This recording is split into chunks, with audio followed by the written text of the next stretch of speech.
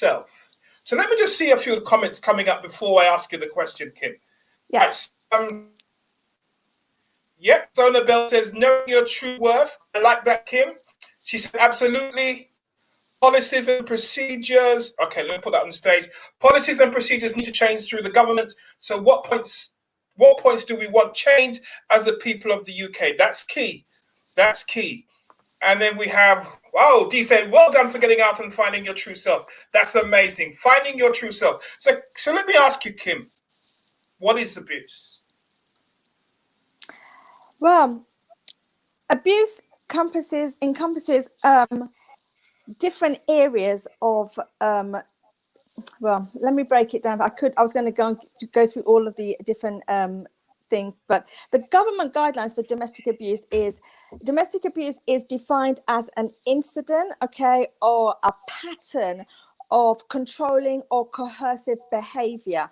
It's about degrading someone. It's about being violent and showing violent behavior.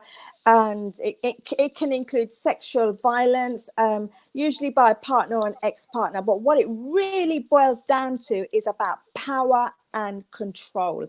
That's the bottom line. It's about power and control. It's about power and control. So what are the signs? Well, the signs of an abusive relationship. Well, first of all, there's different segments of there's different orders of domestic abuse. There's one called emotional abuse and physical abuse, psychological abuse. It could be mean like well, physical it's actually like what the name calls it. It's like it's yelling, threatening, humiliating, shaming you, amongst other tactics as well. Physical abuse is slapping, punching, pulling your hair, kicking.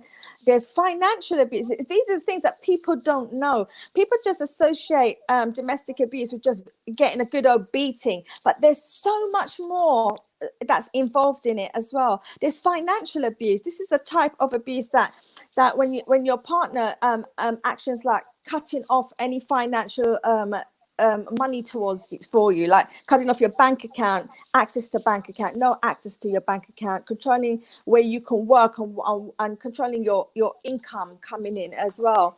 You've got sexual abuse as well. This is formed as it's a sexual assault, or another word, it's like rape. And what people don't understand is that they say, well, Kim, I'm married to him and he's forced me to have sex. Am I supposed to not do it? And I'm just saying, well, no. If you say no, listen, let me just make it clear, okay?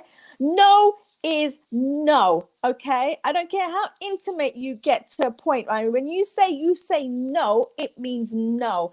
Anything outside that no is what we would define as, and the government and the law would define it as rape, because it's not with your consent, okay? So just know that, okay? There's verbal abuse, which is just as bad as physical abuse, because I mean that can wear you down. I mean, it wore me down, being constantly told horrible things about yourselves and being put down, being name called. It's just a really nasty a way to erode at your self-confidence and your self-esteem. Then there's something called spiritual abuse, which people go, what? And, this is a type of abuse, includes attacking another person's belief system, okay? Denying access to probably a house of worship, or maybe being forced to participate in some sort of cult as well. So those are sort of like just a few of what abuse is, okay? So and it's really fun, because when I do my training and I get lots of emails and people say, well, I would never have guessed that, I would have never known that. And so people are living with this for years and not known they're actually living in an abusive relationship. So the journey that got you thinking, moving, acting, developing yourself to free yourself, what was that journey that you went on from there to you said you did a lot of personal development to build your confidence? What was the journey? The journey, well, first of all, I remember my journey started in the library, because that was my place of escape, was the library. I remember that like it was yesterday. I used to go and sit in the library, and I used to sit within a section called the personal development section. It's only by fate I happened to be sat there, and I would read books just to kill time, because I knew what time he would leave the house, so I can go back when he wasn't around. And then I then joined another, well, you talk about movement, a personal development movement with Wayne Malcolm, who is a profound trainer in personal development and a phenomenal coach. They call him the business coach as well. And I joined his courses probably, I started training with him probably over 10 years ago. And his training, and that man actually changed my life, my whole perception about who I was. I actually remember I was working at the time, and I thought this job I was in would be the best job for the rest of my life. This is where I'm going to be for the rest of my life. I don't know if any of you have ever felt that. And when I did that course on the Saturday, I remember crying. I remember walking away. I remember making a list of saying, well, I'm going to be writing. I'm going to write books, hence 4 books I've written.